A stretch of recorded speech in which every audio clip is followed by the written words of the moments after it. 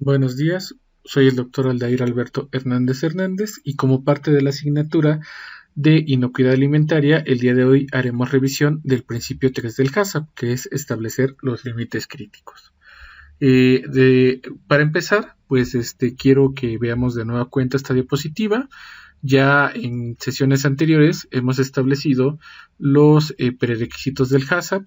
También hemos visto cómo se hace el análisis de peligro, también observamos cómo se determinan los puntos críticos de control y en esta sesión hablaremos de cómo establecer los límites críticos.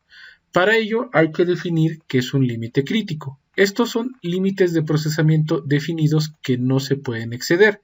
Si se excede un límite crítico, entonces el producto debe considerarse potencialmente inseguro y se deben tomar medidas correctivas. Los límites críticos solamente se van a determinar una vez que se haya realizado tanto el análisis de riesgos completo y se hayan determinado los puntos críticos de control correctos. De nueva cuenta, el HACCP es un sistema que tiene una secuencia de pasos. Nosotros no nos podemos saltar los pasos ni podemos pues brincarnos ese tipo de cosas porque pues vamos a tener algunos problemitas. Ahora, algunos ejemplos de algunos límites de control pues son el tiempo, la temperatura, el peso, el tamaño, la humedad, la actividad de agua, el pH, la concentración de conservantes, el nivel de sal, el nivel de cloro, la viscosidad y estos límites de control pues van a variar dependiendo del tipo de alimento que nosotros vayamos a fabricar. No es lo mismo establecer límites de control para una carne de una hamburguesa, para frutas mínimamente procesadas, para productos de panificación. Ahí depende mucho del alimento que estemos procesando. Ahora, para poder determinar los límites críticos es necesario utilizar una base científica. Las fuentes de información que podemos utilizar para el establecimiento de límites críticos para peligros biológicos, químicos y físicos pueden incluir búsquedas bibliográficas, regulaciones gubernamentales, comités técnicos de asociaciones comerciales, investigaciones o estudios internos, modelos genéricos de inocuidad alimentaria, fabricantes de equipos o consultores industriales capacitados. Esto es muy importante. Nosotros no podemos determinar los límites críticos de manera arbitraria. Tiene que haber una referencia que nosotros podamos utilizar y aquí vienen los ejemplos. No podemos determinarlos porque sí, sino tiene que haber un sustento científico. Y aquí, en la última parte, nos menciona que los límites críticos difieren de los límites operacionales u operativos. Los límites operativos se definen como las condiciones normales de procesamiento y deben de establecerse de manera más estricta que los límites críticos. Los límites operacionales, como su nombre lo indica, tienen que ver con cuestiones del procesamiento, de la manufactura de nuestro alimento. Los equipos trabajan sobre un rango, sobre un intervalo de condición, entonces pues estos límites operativos son importantes porque si no el equipo se descompone. Los límites críticos, por otra parte, están asociados más a los peligros biológicos, químicos o físicos. Ahí depende del alimento que estemos manejando. Vamos a ver algunos ejemplos, por ejemplo, para los límites críticos microbiológicos. En este caso, rara vez se usan como límites críticos debido a la demora entre el momento del muestreo y la recepción de los resultados de las pruebas. Hay que recordar que los análisis microbiológicos de un alimento pues pueden tardar mucho tiempo, no es un análisis que se puede obtener al momento durante el proceso, sino hay que esperar, hay que pues someter una metodología y es por eso que pues no se pueden llevar a cabo al momento. Un ejemplo de un estándar de rendimiento de la USDA, es el rendimiento estándar de la USDA. Para asegurar que el pollo cocido no tenga salmonela, debe de haber una reducción de 6.5 unidades de logaritmo base 10. Esto no lo podemos medir durante el procesamiento. Es imposible, no tenemos todavía la tecnología para poder llevar a cabo ese análisis pues en directo. Entonces, un mejor método para garantizar la seguridad microbiológica es definir las condiciones de procesamiento necesarias, tanto el tiempo como la temperatura. De esta manera aseguramos que se cumplan los estándares de desempeño microbiológico. Si ustedes revisan los diagramas de flujo de procesamiento de alimentos, en muchas ocasiones van a encontrar las condiciones de temperatura. Si es una pasteurización, van a encontrar una temperatura en un tiempo, lo mismo con una esterilización o con una cocción, van a encontrar esos valores. Nunca se ponen los límites críticos microbiológicos, es decir, la reducción de unidades del logaritmo base 10 o el intervalo de unidades del logaritmo base 10, porque repito, eso llevar el análisis al momento no tenemos la tecnología. Generalmente los análisis microbiológicos se hacen al final, cuando ya tenemos nuestro producto terminado. ¿Y es necesario hacerlos? Sí, por normativa. Nosotros nos podemos basar en normas, en la norma oficial mexicana, en las normas del Códex Alimentarios o en las normas de la FDA. Pero durante la implementación del HACCP simplemente basta con colocar la temperatura y el tiempo de procesamiento. Por otro lado, tenemos los límites críticos químicos. En este caso, pues ya vimos los peligros químicos naturales, como lo es el plomo, el mercurio, dioxinas. Estas pueden controlarse mediante un límite crítico específico, sin plomo, como lo proporciona la garantía de origen de un proveedor.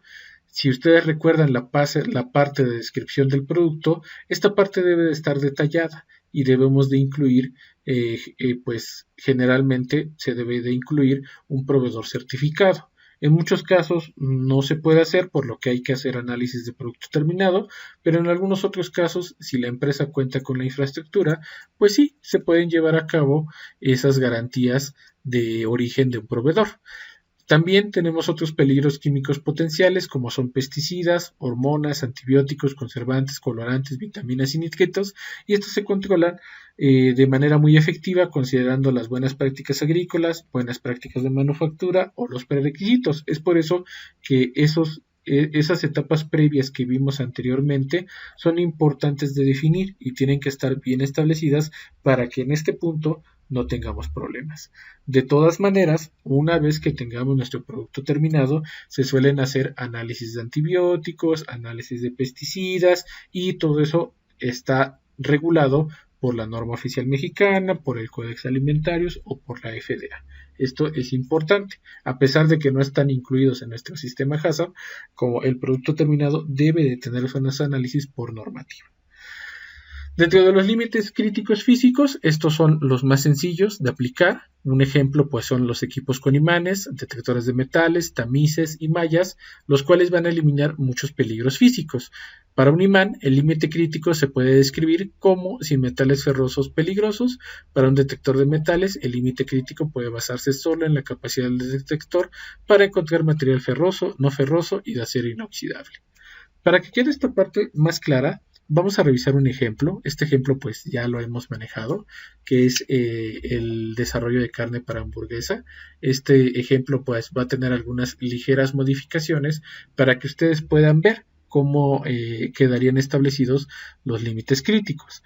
Aquí tenemos la descripción del producto, tenemos todas las condiciones. La descripción, repito, debe ser detallada, es un prerequisito y debe estar detallada de la manera mejor posible, ya que esto pues va a facilitar nuestro sistema HACCP. Tenemos nuestro diagrama de flujo. Recordar que nuestro diagrama de flujo debe de ser sencillo, sin tantos pasos, debe de ser verificado. Entonces todo eso ya lo tenemos.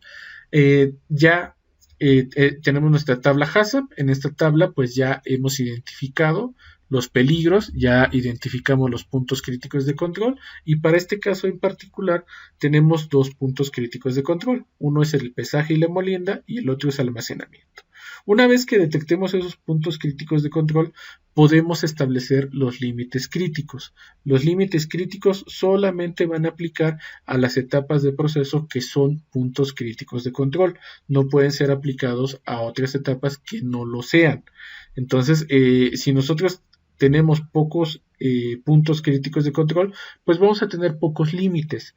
La idea del HACCP es que nosotros tengamos pocos puntos críticos de control y los límites críticos pues también van a ser menores, va a ser más fácil de controlar. Si nosotros tenemos muchos puntos críticos de control, nuestro proceso va a ser más engorroso, va a ser más difícil y el proceso de control pues va a ser más complicado, ¿no? Más laborioso.